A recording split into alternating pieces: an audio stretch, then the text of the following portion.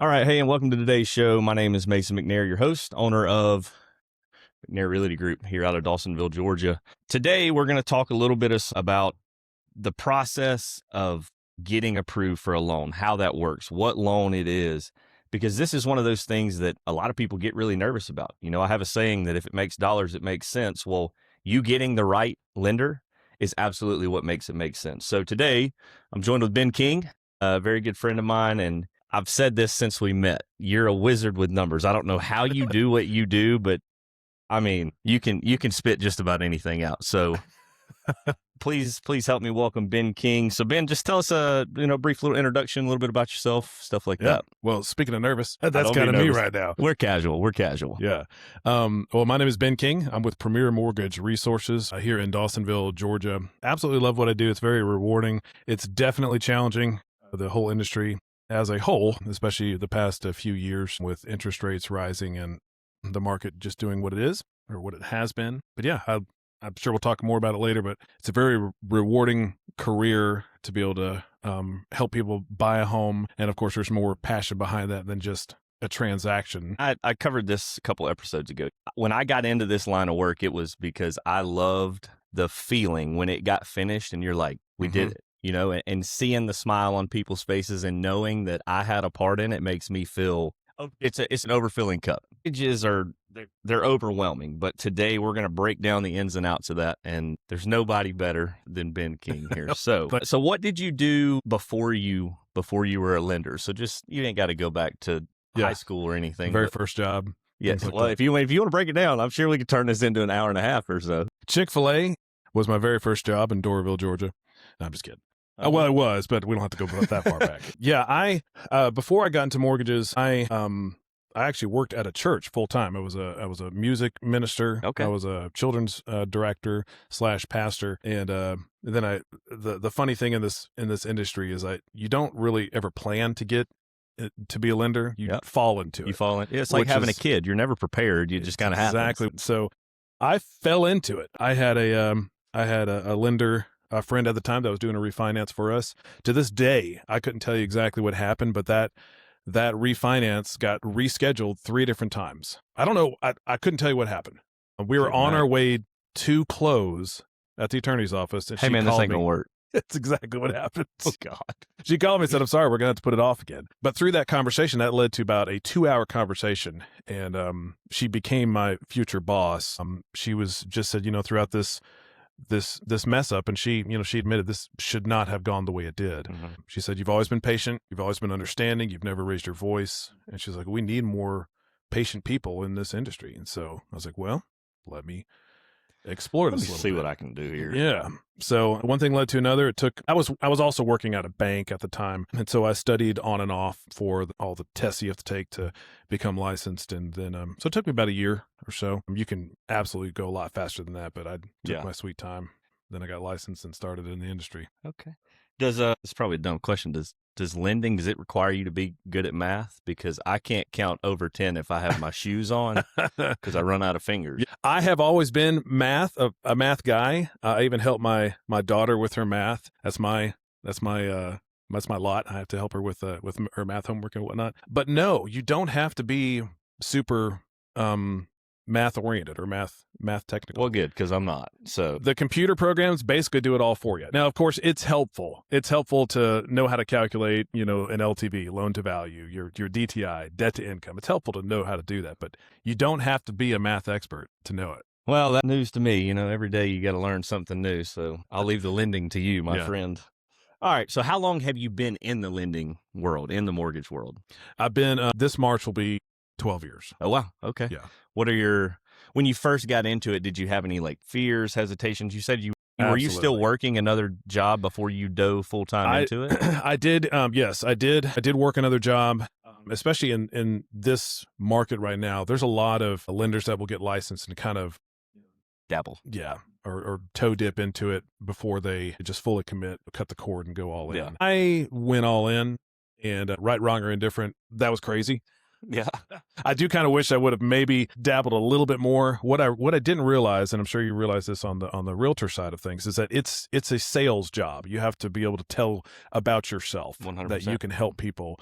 And I didn't realize that. I thought going into it, I was completely ignorant. I thought that just kind of me announcing it would bring business my way. And I'm a lender. yeah, it did not. C's part Did not happen that way. So yeah, there's definitely some things I would have done differently. I think the most enjoyable part of where I'm at right now is that I am a mentor to other LOs on our team. Yep. And I absolutely love it because I can explain to them, don't do this, but do this. Take that from experience. Yes. Do not do this. Yes. See, exactly. I'm one of those people that I have to learn things the hard way. And sometimes it takes 3 times of the hard way in order for it to really stick. So when I got into real estate, I had the opportunity, because I was still transitioning kind of out of the Army, to, I guess, like tiptoe in and kind of see what it was like. Yeah. The book of Masonisms will soon get released, I hope. 5-year goal here, but there's a saying that I've just kind of adopted. It says, why half-ass 2 things when you can full-ass 1?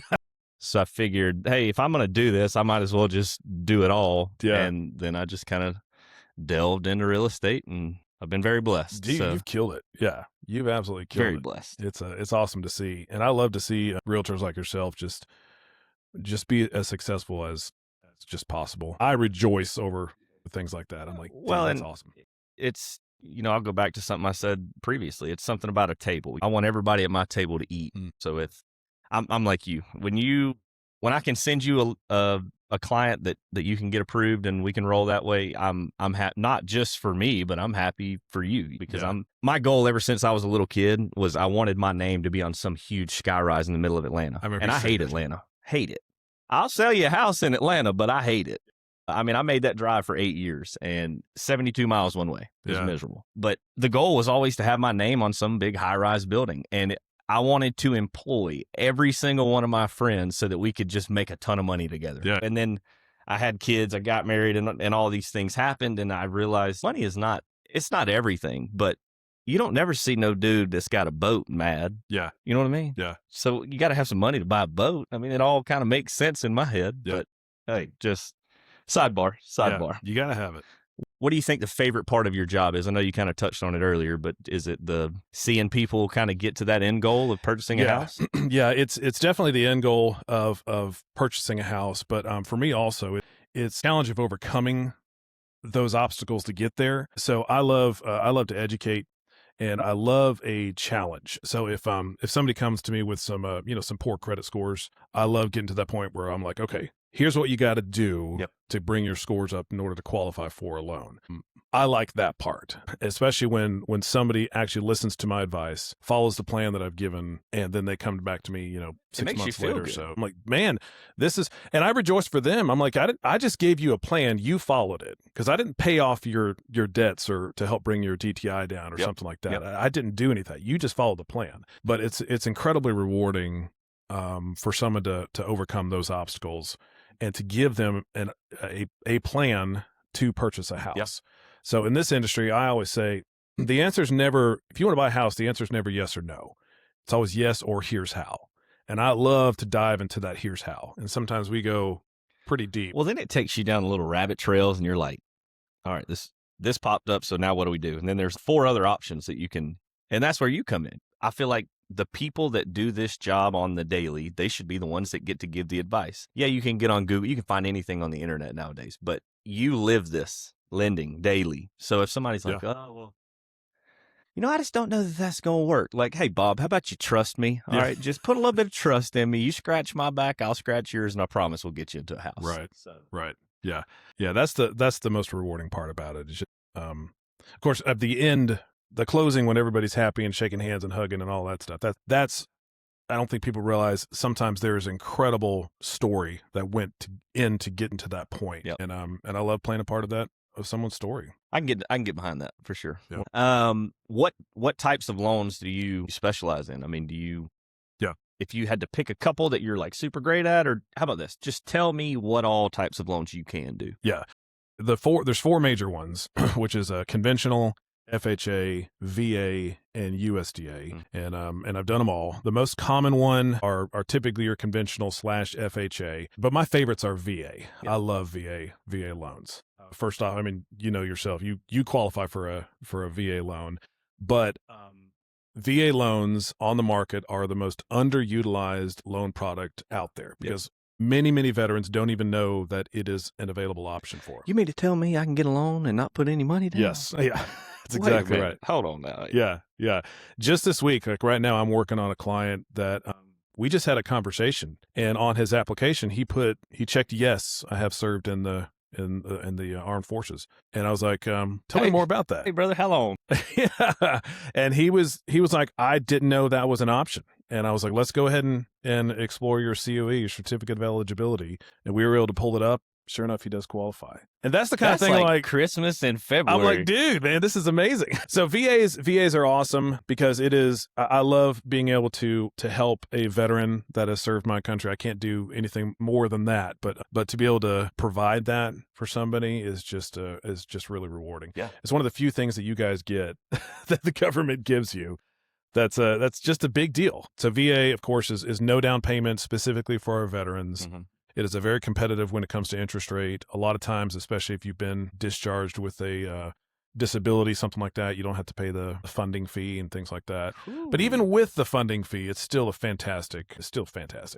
So yeah, it's if somebody qualifies for that, I exhaust that until you cannot exhaust it anymore. We're hitting every back road until we find That's it. exactly right. I've got another one I'm working with right now. He had a weird kind of discharge. Don't really know if he qualifies, but we gathered his DD-214 to send that into the VA to see if we can get any kind of exception or whatever that he can qualify for the VA. So VA is my favorite one, but we do them all. Outside of those main four, there are some other types of loan products, some non-QM type things, DSCR. These are kind of fringe type products that are available for investors and self-employment borrowers that may have a lot of cash, but not necessarily show a lot of income on their taxes. So we kind of do them all. Those are more rare, of course, but the main ones are your conventional and FHA. Those are probably the top 80%. Okay. We We also live in Dawsonville, which is a USDA eligible territory for USDA loans.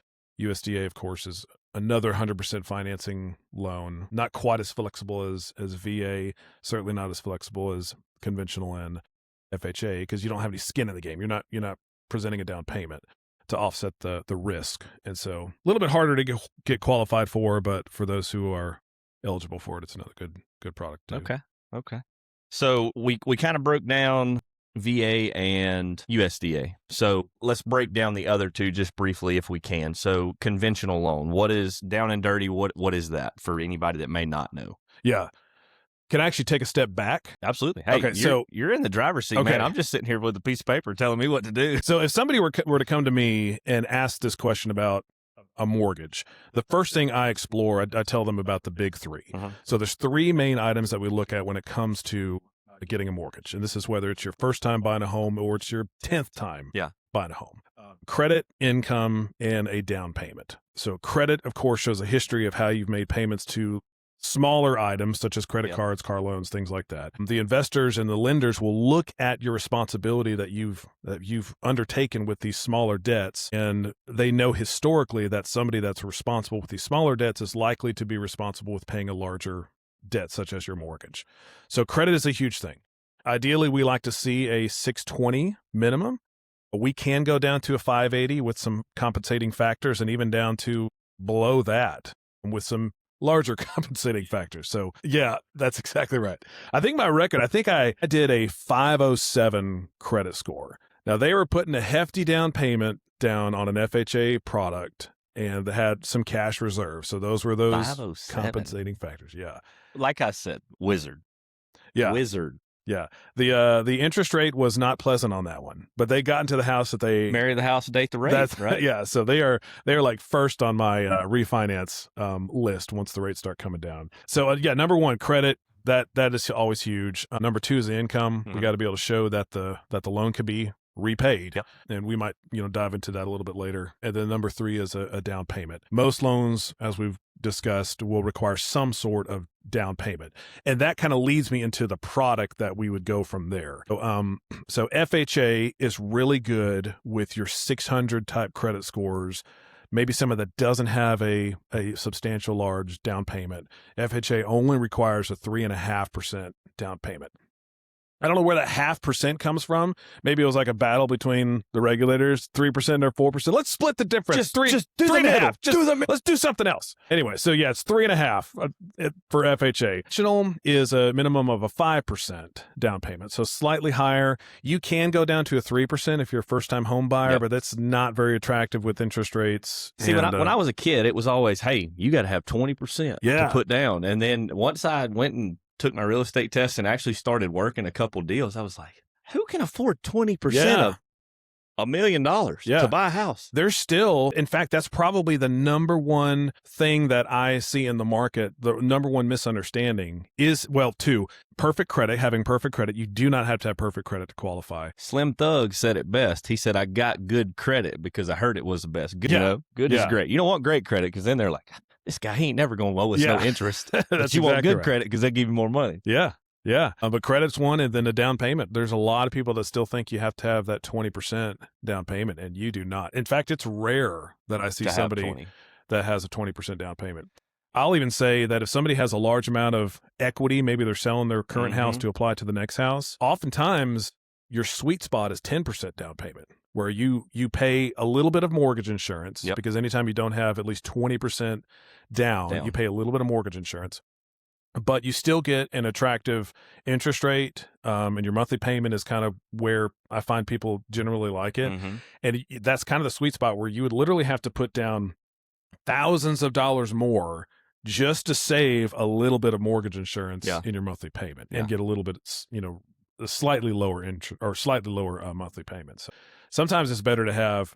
That's what we did when we sold our house. We just put 10% down. 10% down. We paid off some other debts, and we relieved our overall monthly liabilities by paying some stuff off. And then 2 years later, we dropped mortgage insurance because we had a conventional loan. Anyway, we're getting into the weeds now, the details, but So depending on I always do it like a pretty solid. I don't throw my link at people and just say, here, go fill this out. Let's talk about it later. I actually do a phone kind of interview to kind of get an idea of where they might land when it comes to picking which mortgage product is available. Well, and you're the professional. So this is for the viewers here. If you don't know what that process looks like, or what loan you would qualify for, or what the best option for you is, this is where you pick up the phone, call Ben, call a lender, preferably Ben, and say, hey, I don't know what to do. Can you help? And Ben's response will be, I absolutely can. I've sent him a few folks, and he's calling and giving me updates as the realtor, and he's like, hey, this is what we're going on with.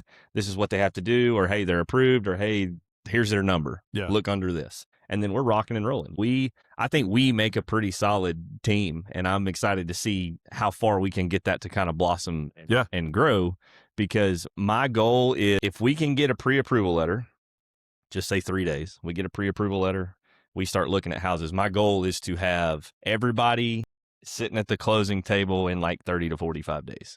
So some lenders, they'll kind of drag their feet, and you're not like that. I appreciate that from a real estate standpoint. I appreciate that, and I know that's great. That clients will as well. So that's great. It all starts. I tell people it starts with a conversation, not an application. At least for me, starts with a conversation first, because there's been a lot of conversations that I've had where people just want some information. They just want to know how it all works, and I'll explain to them this big three: credit, income, and a down payment. And that's kind of the information that they need. And based on their scenario, there's many times I'll tell people, let's not do an application yet. I'll put you on my calendar, reach back out to you in 6 months or so, see where you're at. Because a lot of times it may not be beneficial with their whole leasing scenario right now, or perhaps they're getting some work, situated out of state, especially if somebody's looking at moving to Georgia. Now is probably not the best time to apply, because we don't exactly know what you qualify for based on future income, things like that. So, but those conversations that's where I like to be. That's the sweet spot. Everybody's looking for. You said something about 10% on a conventional being the sweet spot. I feel like having a conversation with somebody puts you in the perfect scenario to make an educated decision. Right. What is the biggest myth that people that call you, they're like, oh, I heard this. What do you think that is for a buyer or somebody that's needing a lender? What's the biggest myth that you hear pretty regularly? Is it the 20% down? It's 20. Yeah, it is a 20%. But believe it or not, it is realtor commissions a lot. I get a lot of people saying like, I've got money for a down payment, but I cannot afford a realtor right now. Well, hey, let me direct you to Mason McNair. He's going to kind of break down how these realtor commissions That's exactly go. right. Yeah. So what's funny is that being in the lender world, I'm having a lot of these realtor type conversations about how you guys get paid. And maybe I'll briefly touch on that real quick. I tell folks 90% of the time, probably even higher, 99% of the time, the buyer will not ever pay the realtor commissions. That comes from the selling agent, and that typically comes from the sale of the house. So unless there's some special stipulation out there, and we all know that the whole NAR stuff that happened almost a year ago or so, where the buyer can pay the real estate commissions, but usually that's not going to be very conducive to a good arrangement on the selling side, listing side. And so I'm still seeing, in fact, I cannot recall a contract where I've seen where the buyer has agreed to pay the realtor commissions at all. So I tell folks, you need a realtor.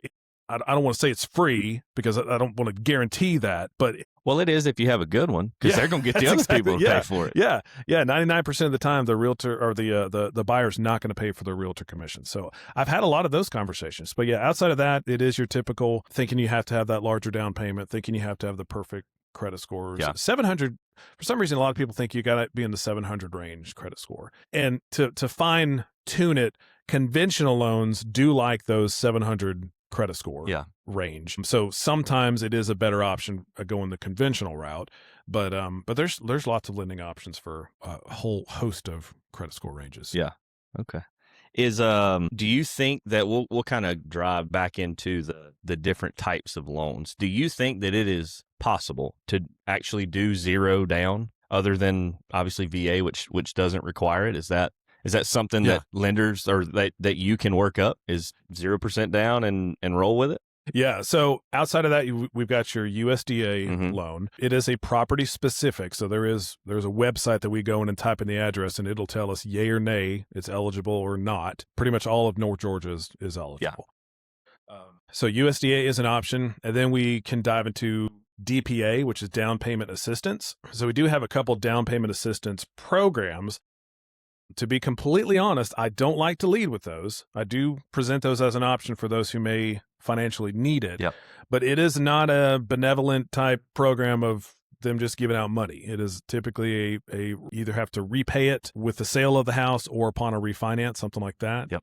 So it is good for certain scenarios. But typically, if you can have the money in your pocket, either in your bank account, or it could be gift funds too from a relative, from the sale of a house, from your 401k, and we can always explore these different types of options.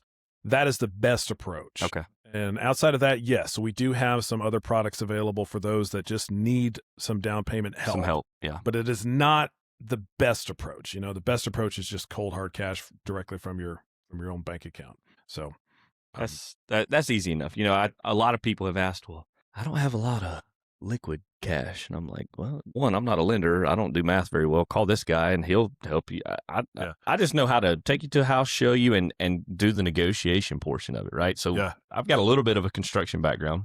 Yeah. And I'll walk in and look and say, all right, well, it's going to need this, this, this. But I use that as a realtor as a negotiation point. So people start asking me questions about, well, how does the lender do X, Y, Z? Yes. Yeah. That's all right. Yeah. Call this guy. Yeah. So it's a different beast trying to understand how lending works. And I'll speak for me, and I've been around real estate my entire life. My parents, they own a ton of rental properties. That was what I did during the summer. Was I'd get dropped off with a push mower and a gas can, and I'd walk from house to house. It's molded. Just hot, boy. It's hot. So I know how the real estate world works, but I don't know anything really about the lending world. So that's where you come in and you can educate you guys on the backside of the screen. I try and learn something every day, so it's wild to me. Getting into next topic of conversation here, what stops a buyer from getting approved? Okay, so what are some of the biggest things that you see that would prevent a buyer from getting approved? The biggest things are everybody can get approved. I've mentioned that before, and I always talk about how everybody can get approved. But oftentimes, what I should say, once we're in the process of a home loan, like if we're under contract and we're going through the underwriting process, what can more specifically deny a loan Yep. or unapprove, unalive a loan would be really solely on what the buyer might do. For example, if they go and buy a vehicle, that's a big no-go. Don't do that. If they go finance some furniture for the new house that they want. Ashley will be open the day after you close. Yes, rooms to go can wait. Rooms to wait. Hey, that's good. Rooms to wait. All these finance type companies, this gets sent back on your credit. Yep. When we do, I mentioned earlier that we do our credit pull lasts for 120 days. However, a few days before closing, underwriting is going to do a soft pull to ensure that there has been no new debt placed on my borrower's credit. Yep. Because if there has been, we now have to include that new debt as part of their previous debts. So suddenly, and the way that car prices are these days, it's not uncommon for me to see like a $700 to $1,000 a month car payment. And all of a sudden, if that shows up, we have to add that as part of their debts. So it's not necessarily the debt that would disqualify them. It would be that the additional debt that gets pushes up their DTI, and it might disqualify them suddenly for the loan. Yep. And in some cases too, it might drop their credit scores as well. I'm working with one borrower where we've been fighting to get their credit scores high, and they've been doing everything that that I've been telling them to do. Well, all of a sudden, when we repulled credit, their scores dropped below again. I'm like, what's going on? Well, they missed a payment, and all of a sudden, that most recent late payment brought their scores down. So that little tiny missed payment has an influence on their overall scores. The same thing goes with new installment loans, new trade lines that show up on people's credit. So if you're under contract, keep everything status quo. No new cars, no new installment loans, no new boats, no new furniture. It's like that when you're doing a listing, right? So the people that are buying your home, say I list your property, when they make the offer, the home has to be in the same or better condition than what it was when they did their initial walkthrough before they did their offer. And if it's not, that falls back on the seller, or in this case, if they purchase a new vehicle, you're going to look good riding down the road, but you're about to be living in it because you can't buy your house. That's right. So and I'll just Barney style this for everybody. What Ben's saying is, don't purchase a new car. Don't buy a new washing machine until after, don't buy a new sofa until after the closing is done. Right. That's when you need to do it. And I've had people come to me before and say, there is this really good deal on a washer and dryer, and I desperately need it for the new house. My first response is, well, let's talk about it. Let's see what it looks like. Those people wound up buying with cash, and it was above and beyond like the cash reserves that we had already set aside for the loan. So they were fine. And I said, go ahead. You can buy that no problem at all. So people, if say they're working with you, they can call and ask you, hey, there's a really good deal on this nice sectional that we like. Right. Can I buy it? Yeah. Do you have this much in reserve left? Don't put it on a credit card. Right. Pay cash for it. Or just see if a friend can you front this for me until after the closing? I'll give you the money back in $100 bills plus interest. Yeah. Good friends ain't going to charge you no interest, but at least you got options. But call your lender, figure out what, not to dictate how you run your life, but this is a big investment and there's a lot of different pieces that are moving. Yeah. You make one mistake or you do one thing out of order or wrong, it can tank everything. So just call and have a conversation. We're not trying to nanny your finances at all, but during this process, we are trying to nanny your finances completely. We just have to nanny it for about 30 days. Yeah. And that's because there's so many things that influence your qualifications going into a mortgage. And credit is a huge thing, and that has an influence on how you use your credit cards and things like that. And so we definitely want to make sure that all this is lined up so that you have a smooth closing. Once we close, buy whatever you wish. Do what you want. Do as you wish. I think we briefly kind of touched on this. So top reasons that loans get denied are credit, debt to income, income, Right. what Right. your income amount is, like Yeah. how much money you make. Yeah. Or can you think of any other, factors that would bleed into why a loan would get denied? Those are the main things. The other things I have seen that have pulled up are things kind of on the back end that we don't have immediate access to that our underwriters do, like third party systems. Yep. These are things like there's some tax bills that are unpaid and outdue or overdue or whatever it may be. Yeah. There is some perhaps some derogatory student loans that don't immediately show up on your credit. So there's things like that. That's why it's important to disclose those really upfront on Yep. the application, because unfortunately we're going to find out one way or the other because there's systems and processes in place to make sure that when that loan is secured and closed, that the investor buying that loan has the strong likelihood of the mortgage payment being paid. Mhm. That's basically what it comes down to, is the likelihood of the mortgage being paid and not going into default. And to ensure that, underwriters and lenders will make sure that there's no outstanding payments to other bill collectors and things like that. So, in your experience, if people come in and they just tell you the whole truth, nothing but the truth, so help you God, right off the rip, it makes your job easier, which in turn makes their job easier. Absolutely. Yeah, So- absolutely. We're your friends. Yes, you may have just met us. Yes, he may have been a referral from me if you're one of my clients, but I'm not going to put you in with somebody that I don't trust with my life. I trust you with my grandmother. You know what I mean? And that says a lot. So if you've got questions, call, talk, be honest with us so that we can then give you the best case scenario, boots on ground scenario of what is actually going to happen. Right. Because it's only going to come, if you lie or you don't disclose something to him or to me, it only comes back around to bite you in the butt once you get closer to closing, because then you have to come up with more cash, have to bring more cash to closing. Your monthly payment may be $400 more a month. It just kind of all depends there. Yeah. You agree? Yep, absolutely. Yeah, when we when we set a loan up to get sent to underwriting, these are all the systems and things that they look at. They look at the overall financial scenario.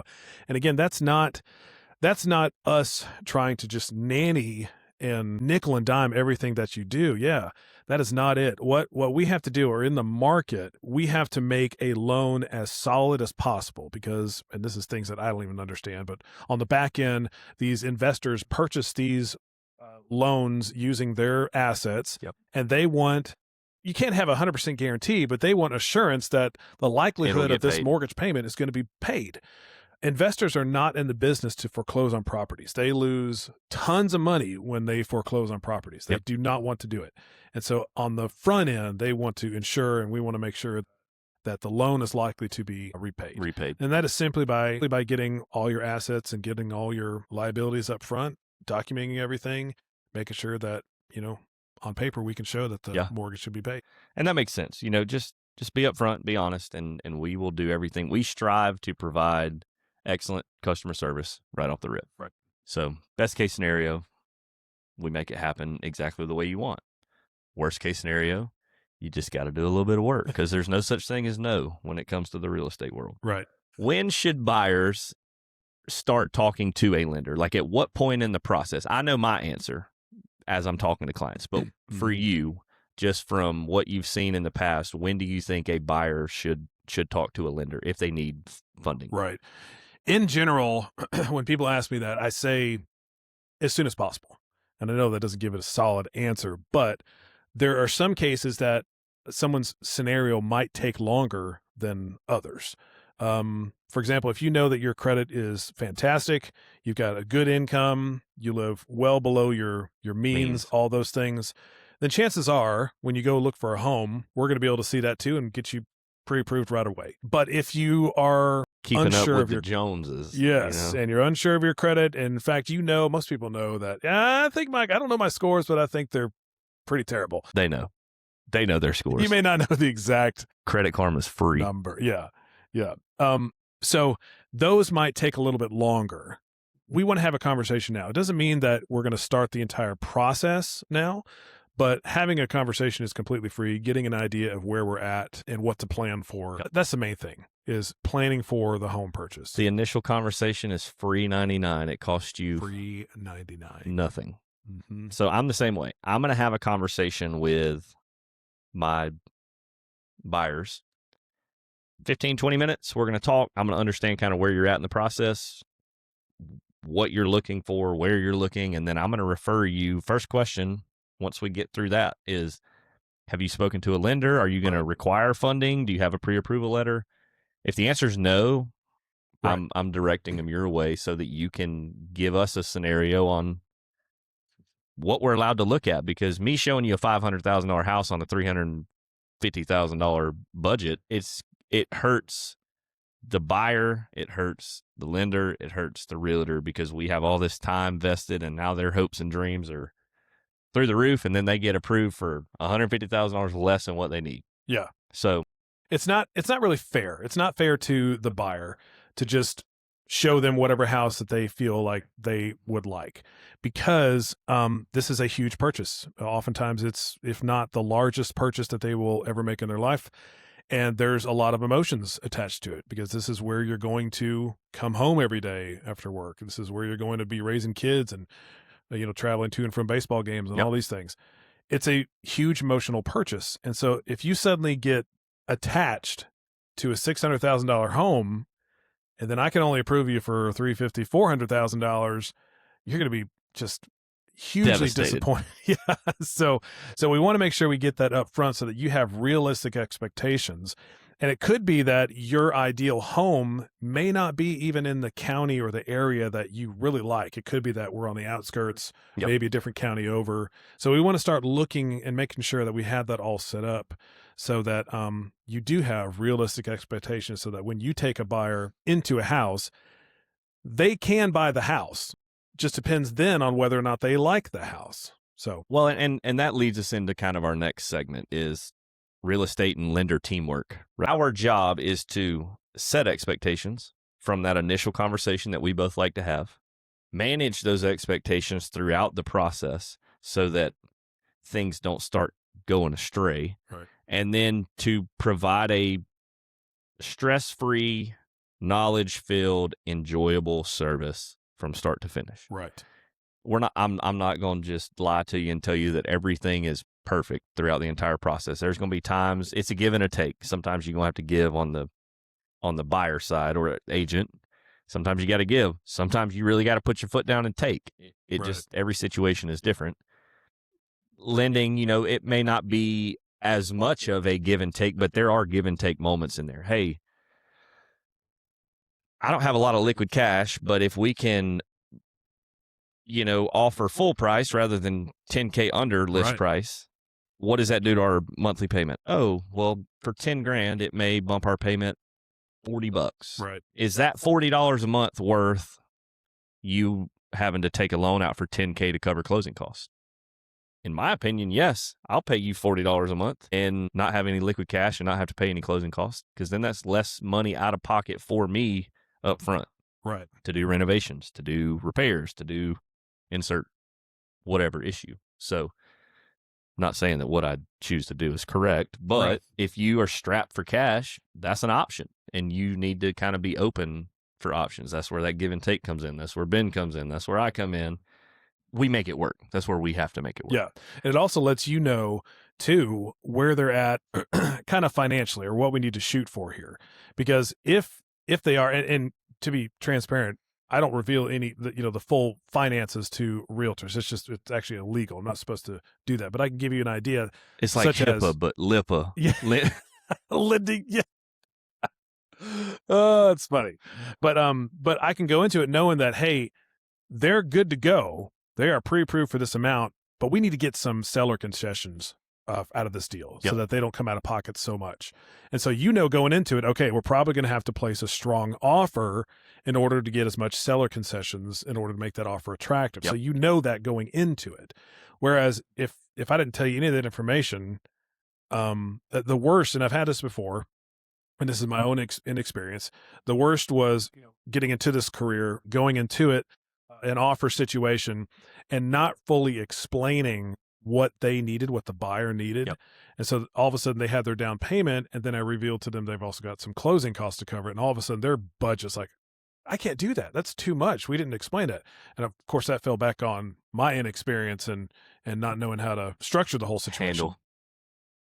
So now going into it, of course, that's how I approach it. Not only do I give you a pre-approval letter, but I'll let you know also, hey, they need some This is what we hefty, need. Yeah. hefty seller concessions, or perhaps they're a little bit more flexible. Well, and you asked that question. I also asked that question. Hey, how much liquid cash do you have to play with for this transaction? Right. You need to remember, for anybody that doesn't know or has never had to do a loan before, when you go through and you look at a house, just say you're doing a conventional loan. No, let's use FHA. Okay. Say you're looking at a house. You find a house. You're going to have 3.5% for down payment Right. on an FHA, correct? Right. You're going to have earnest money, which is roughly 1% of the purchase price. So if it's $300,000, you're going to have to put $3,000 down, which will go towards what? The earnest money gets subtracted from the overall closing cost. Yep. So that doesn't just go away, but that still is an upfront cost that you have to consider. And the way that I explain it to people is, think about it like this. You go and drive a car at the Ford place and they're like, hey, this car is $80,000 and you have $4,000 cash just for a down payment. You put that $4,000 down and then you got to go to the bank, but the bank's already closed because it's Friday. So that money is held in an account. And then once you come back to pay the rest of the money, if the truck, what I say, $80,000. Mm-hmm. So if the truck is $80,000 and you put $4,000, that doesn't mean you have to bring $80,000 and that $4,000 is gone. That means that $4,000 goes towards the purchase price, closing costs, whatever amount of money is associated with that purchase. Right. It goes to that. So right. You're going to have earnest money. You're going to have 3.5% down payment. But if you have, let's just say, $10,000 and your earnest money's $5,000, you've got a down payment. The main fees you would have up front, and I know we're kind of getting granular here, is you'd have your down payment. If it's an FHA, then we've got 3.5%. And on top of that, you do have to consider the earnest money, yep, which, as Mason said, is about 1% typically. Then you have your inspection of the home, which is like $500, $600. So it depends. So I have a inspector that I use. 3,000 square foot or less is anywhere from $450 to $550, depending on location. Okay. 3,000 square feet or more gets into that $600 to $750 range, but that's pretty average. If I were looking as a first-time home buyer or somebody that hasn't done an inspection in a while or had to pay for an inspection in a while, you should be looking in that $600 to $700 range. Yeah. But that's for at least who I use. I have two that I stick with. They are detailed, buddy. Like, very detailed. Take the real estate hat off, put the contractor hat back on. Hey, this is a structural issue. This is a safety issue. This is not up to code, but it's grandfathered in because blah, blah, blah. Mm. That's another negotiation point for me. So, yeah. Inspection. You got inspection, earnest money, down payment. And then the appraisal. And then the appraisal, which is typically about $600. $600, so. $695, something like that. So all of that money, if they don't have that much liquid cash to pay for it, or you can't roll it into the loan, well, then you really have to, if closing costs are associated with it, that will tank a deal in a heartbeat. Right. So that's the kind of thing that we gather up front so that we know your whole financial scenario. Yep. So that going into an offer price or an offer, whether or not we need to ask for substantial seller concessions, or if we need to, perhaps we can come off the sales price a little bit, mm-hmm. ask a little bit less with less seller concessions. So there's all sorts of techniques that we can certainly there's that 10 you ways can do. To skin a cat. That's right. Poor cat. But it's important to just know all of that up front. Our whole goal here is a partnership to help you get into a home. When I go into, like when I do a mortgage consultation, my goal is not to max out their qualifications. Yeah. Okay, here's where you're at. You are at a $600,000 purchase price, and you're going to struggle month to month to make that mortgage payment. But you got a $600,000 house. Not smart. Don't do that. That is not the goal. The goal is to ultimately get into a home that you enjoy, that it's great for your family, and have a comfortable monthly payment, not a maxed out monthly payment, but a comfortable monthly payment. Yeah, you don't want to be strapped. You know, I've lived like that before where I was like, Yeah. rent's coming due, power bill's due, Yeah. phone bill's late. Where are we going to get this money from? That is super no fun. We can sell the couch to the pawn shop. Or the cat. The cat's skinned, man. What do they call those? Sphinx cats. Yeah. The hairless cats. Little Egyptian cats. That's the only Cleopatra. That's what I'd name mine if I had one. I don't care if it was a boy or not. Real estate and teamwork. So we got into that. Inspections, insurance, appraisals, all of that stuff drives the qualifications. Drives the monthly payment. Yep. So saying that, what do you think differentiates between a good lender and a great lender? Difference is how thorough they are in the pre-approval process. Yep. For example, if you were to go online to your online, I was going to say the vehicle that lifts off into the sky, but you just... What's that guy's name? Tesla? Elon. One of Elon's lenders. Lending. Oh my goodness. Yeah, if you were to go online and get a pre-qualification with one of those guys, they are notorious just for doing a quick credit Computer check. generated. Yeah. Here it comes. They look and see, oh, he's got a 700 credit score. He qualifies for a mortgage. Well, yeah, I mean, technically. How much debt does he have? Yeah. How much money? What is the debt? What is the income? What is the whole scenario that we're looking at here? So that's not, to me, that's not a very thorough, well, it's not. It's just not a thorough pre-qualification at all. What we like to do is what we call a pre-approval, and that means we look at the entire financial scenario. Yep. So I do a full credit check. I look at not only just the numbers, but I look at the overall credit report. What's going on here? Is there anything that we need to address? All that stuff. We look at the income. What is the likelihood of income to continue? How long have they been employed there? What does that look like? Look at the whole package, the assets. How much money do we have in the bank? All these things, because all this has to determine how approved you are for any particular loan product. Because this is what the loans look at. They look at the credit scenario, and that doesn't mean just your credit report. That means the likelihood to extend credit. Whole picture, your assets, income, everything. And what I do is I take that entire process, and before I even send you a pre-approval letter, I send it through what's called an automated underwriter. So each one of these loan products, FHA, conventional, all of them, they have an automated underwriter that lets us know, here's their scenario. Tell me if this is approved or not. And then it'll come back and say, yes, based on the scenario that you've given us, this would be approved for an FHA loan. And so that scenario, I could tell the computer that they make $10,000. Great. When in all actuality, they make $1,010. Yes. The computer doesn't know any difference. That's the whole purpose for a human underwriter afterwards, is to confirm that the information that I put in there is accurate. But it is going to be pretty accurate, because I don't mean pretty accurate, very accurate. It will be accurate. It will be accurate, because I do an income check, or I do an income calculation, and then my processor goes behind me, does an income calculation, all these things. And then at our particular company, we have what's called a TBD scenario, where we can send their entire file to an underwriter before they even start looking for a house, and have the underwriter directly calculate the income, calculate assets, verify credit, all these things. So that there is no question on whether or not it'll be approved. We or ain't not. guessing nothing. It's already approved. All we have to do is find a house. That's it. And then your little disclosures, sign them things 3 days out and keep it moving. That's exactly right. Yep. And so I like to do that. We call that our accelerated process, or our accelerated approval process. And it simply means that their loan is pretty much almost to be treated like a cash offer. It's just that solid. In fact, there's some scenarios where if we're up against a competitive scenario, I'll tell my realtor, just waive the financing contingency. It's already been approved by underwriting. We already at the finish line. Yeah. Sitting on G, waiting on O. That's exactly right. Now, I don't like to, that's just an extra layer of protection, the financing contingency. I don't like to just throw that out there. But again, if it's a competitive offer, that could be an option. I like that.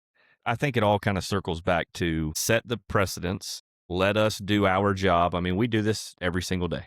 You do lending every day. I do real estate every day. So we want to try and make it as stress-free for you guys as we possibly can. So if you're up front with Ben, he can get everything done before you even see a house 9 times out of 10. If you give him enough lead time,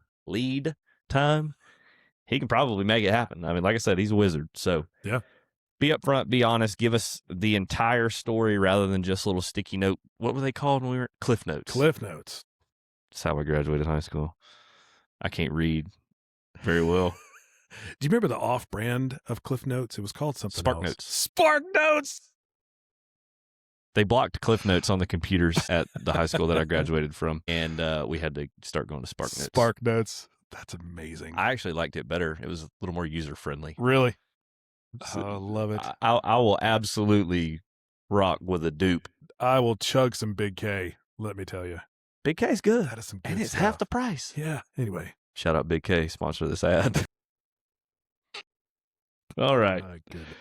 So we touched on kind of how the teamwork process works. We talked about, what drives the loan process, what drives approvals, what drives approvals, what will contribute to a denial, not a no, just a denial.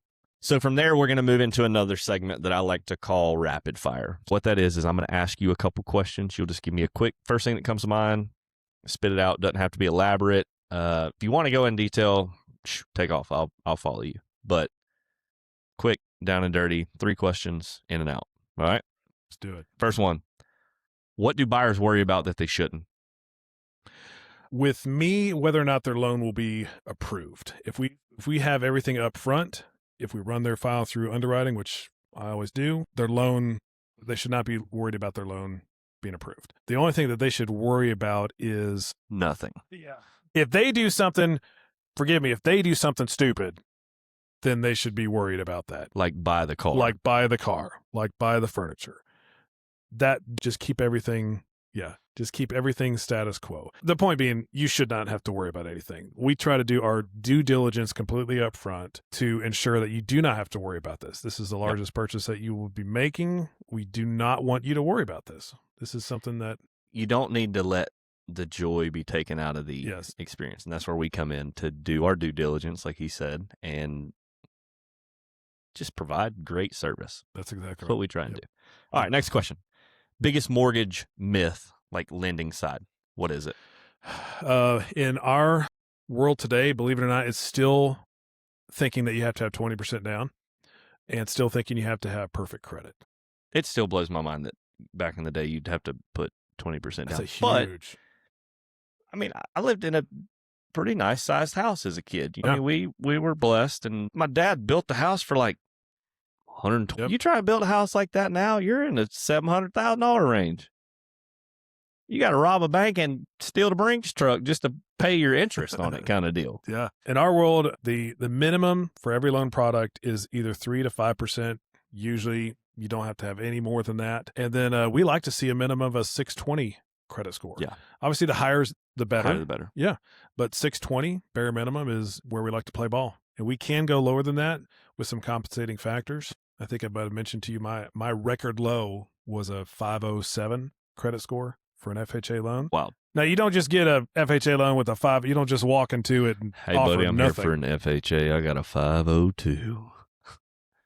So not happening, bud. Next office. Actually, go next door. There were some compensating factors in that deal. They had a large down payment from the sale of their house that they presented with the next purchase.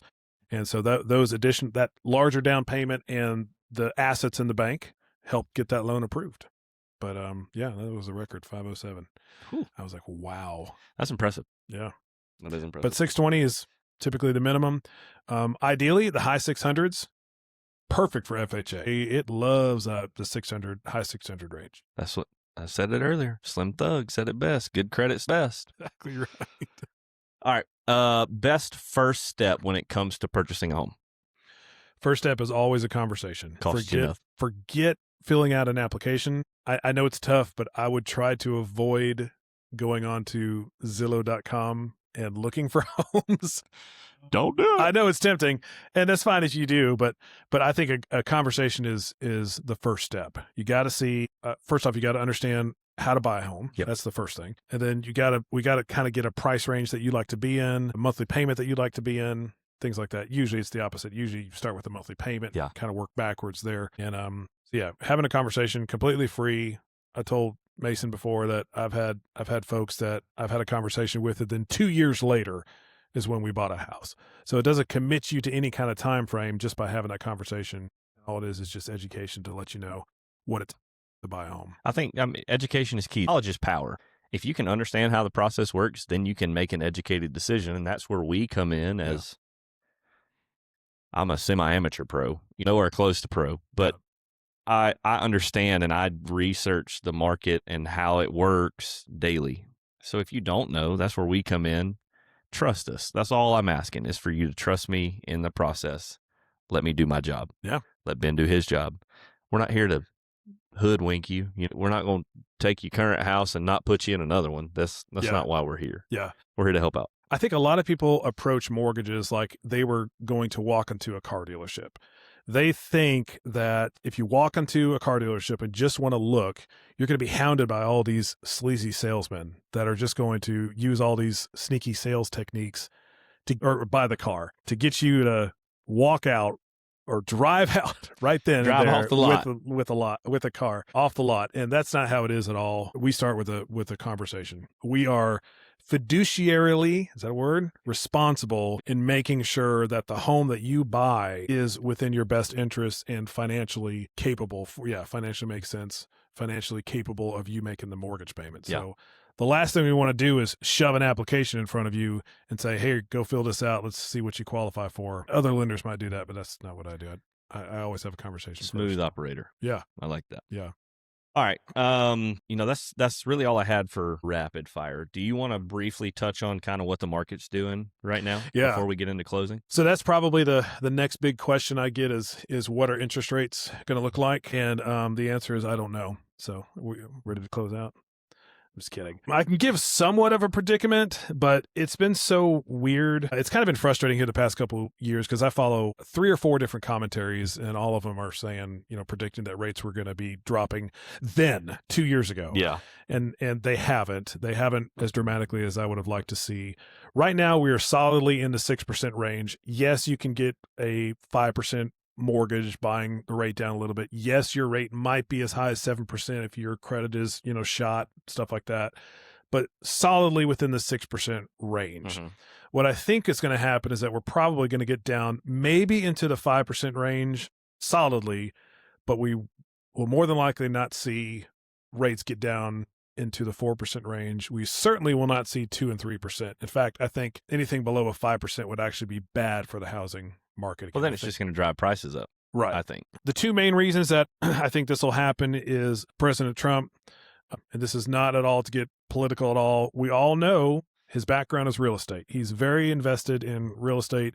He has expressly said over and over that he desires to see rates down. He's frustrated with Powell's lack of doing so. I admittedly have been that even when he was under Biden. I was frustrated with him not bringing rates down as fast as I think he should have. But it is what it is. So Powell's tenure is up in May, I think it is, of this year. And we can be assured whoever's going to take his place, Trump is probably going to put somebody in there. Yeah, he's definitely going to have a hand in it. And it's going to be focused. His focus is going to be on bringing the rates down. So that'll happen sometime in May. And then also here in the past couple of weeks, he instructed Fannie and Freddie, and those are 2 of the housing mortgage authorities. I won't get into it, but basically they have. That's a whole nother conversation. Yeah. I mean, when I was taking my real estate, when I was taking my real real estate test, it took me like 6 days just to study those 2 things. Yeah. And I was. Yeah. And I don't completely understand it either, but basically Trump instructed those 2 agencies to start buying mortgage-backed securities down to the tune of $200 billion. What that does is that bypasses the Fed's decision at all. So he's just going to start bringing interest rates down by that. He's going to force it to happen. Pretty much. Now, we don't know what that'll look like or even if it will work, because is that going to be like spread out monthly over 6 months? Is it going to be like 20 billion, 40 billion a month? We don't know. We haven't been given those details. So I don't know. And the question is still out there of whether or not that'll work or not. The point being, though, is that Trump is very well very much interested in bringing rates down. Yep. And I think he's going to do it one way or the other. So I think rates are going to start coming down probably towards the end of this year of 2026 is when we'll start seeing some significant decrease. Most of the buyers that I see right now or that I purchased in the past, I've got a stack of refinances right now. Start hitting the lines. Hey, And they would be excited at the mid 5% range. Mhm. That would be a tremendous savings for them. because it touched 8 for a little while, Yeah. didn't it? October of 23? 23, I think it was. There for about 3 or 4 days, it hit 8%. And it's been steadily declining ever since with some ebb and flow Yeah. along the way, depending on which country we're trying to buy. Invade. Two very different words there. Yeah. Buy. Invade. Yeah. But all these from the top down, all these decisions have an influence on the market. Yeah. And it affects the week and the daily ebb and flow of how interest rates are going. They've been steadily declining and they've kind of leveled out here for the past year and a half in the 6% range. They've been jumping up and down a little bit, but I think we'll start to solidly see some improvement maybe towards the end of this year. Well, I think a lot of people kind of have a jaded view on what a good mortgage rate is because COVID, you saw 2s, 3s, 4s. Right. So now everybody is accustomed to that. Yes. But what they don't understand is what that did was double, if not triple, house prices. Right. So now that the rates are coming, I mean, when I was a kid, my parents built a house at 9, 11, somewhere percent interest. Yeah. To me, that's high. I obviously am not purchasing a house then, but in my honest opinion, that 5 to 6.5, 7% range is a great interest rate. Because if you look at the history, if you went back 10 years at a time, I mean, it is just doing this. Yeah. So I feel like a lot of people are just kind of jaded on what an interest rate should be because COVID dropped them, but the housing prices are outrageous. It's the housing prices. It's not the interest rate. Yep. And so that's why I think that with the increase in housing here in the past few years, a lower interest rate is going to help out Mhm. overall. And so I think Trump is very invested in making that happen. Regardless of your political opinion of him, he's a businessman. Yeah. A successful. I don't care. If Biden would have done it, I would have sang his Hey, praises. I voted for the first time this past election because my wife made me. I really don't care who's what. I don't have a political In my mind, affiliate. they're always messing everything up. Yeah. I don't care which party it is. It's like, which party is The least. leave me alone? That's the one I want. Who's going to let me be an American and just do what I want to? Morally and legally bound. Ideal client, any and everybody. Best way to reach you, I'm going to put a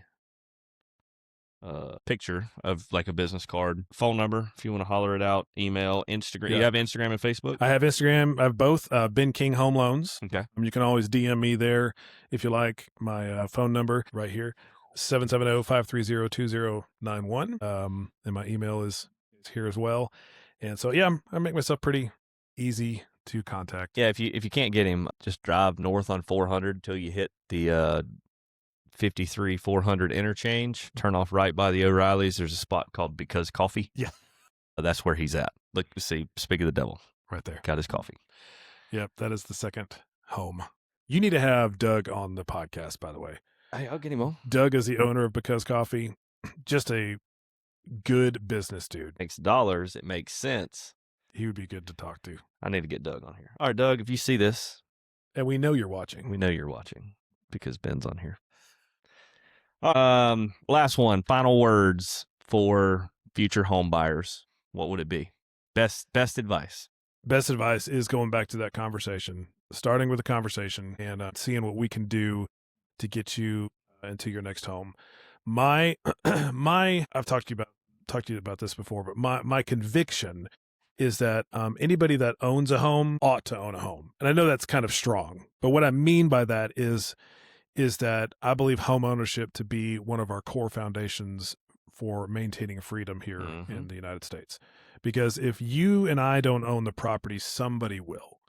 And that The government. only somebody is the government. And then they set all the rules, and then they set the pricing and all that stuff. Right now, the free market, even though it's expensive. The free market is determining home prices and even interest rates, things like that. So I think it's crucial as Americans. Having said that, I also know that renting is a solid option as well. So I'm never going to be one of those lenders that say, stop renting. Just stop it. It's Quit doing that. It's That is- situationally dependent. You know, Yeah. I feel like some people, they have to. Like, They if absolutely have to. say they're older in age and they can't take care of their property, that's why a landlord, and That's exactly right. that's what they do. You know, Mhm. they're swapping the water heater out when it goes out. They're cutting your grass and Yeah. trimming the bushes and pressure washing the drive. Like, that's what they do. Yeah. There's some single moms that's their best scenario. Single mom, 4 Completely get kids, 3-bedroom house. I can't get Yeah. outside and pressure wash. Landlord does it. That's exactly right. Yeah. Bathtub So there's cracked. scenarios where I think it's absolutely even needed. Yeah. But I say for those who can, I would seriously give you. I think you should. I think you should at least consider it, at least explore it, have a conversation. Call and have the conversation. Let's just talk and see if it's within your best interest. And I would say make renting as limited as possible if you can buy a home. Yeah. So that's my only advice. And that starts with a conversation. Doesn't start with an application. Doesn't just start with a hard credit pull. It starts with a conversation. Starts with a conversation. And that's on both ends here. So that's all I got for today. Ben, I appreciate you coming out and sitting down with me. We're going to have you on again. Awesome. There's a couple different, I guess, more direct, or like we'll delve into a little deeper certain loans so that we can kind of break down the process for people. We could talk about credit scenario too, like building credit, restoring credit. I love it. I love it. So I love stuff like we'll that. take note of that. So thanks for watching. Ben King, Premier Mortgage, great guy. If you make the phone call, he'll have the conversation with you. So anything that you need on the lending side, this is your go-to here in Georgia. And that's going to wrap it up for today. So thanks for tuning in to another episode of From Dirt to Doorknobs. I'm Mason McNair, your host. Ben King on the show, and we appreciate you hanging out and watching with us. Come back and see us next time.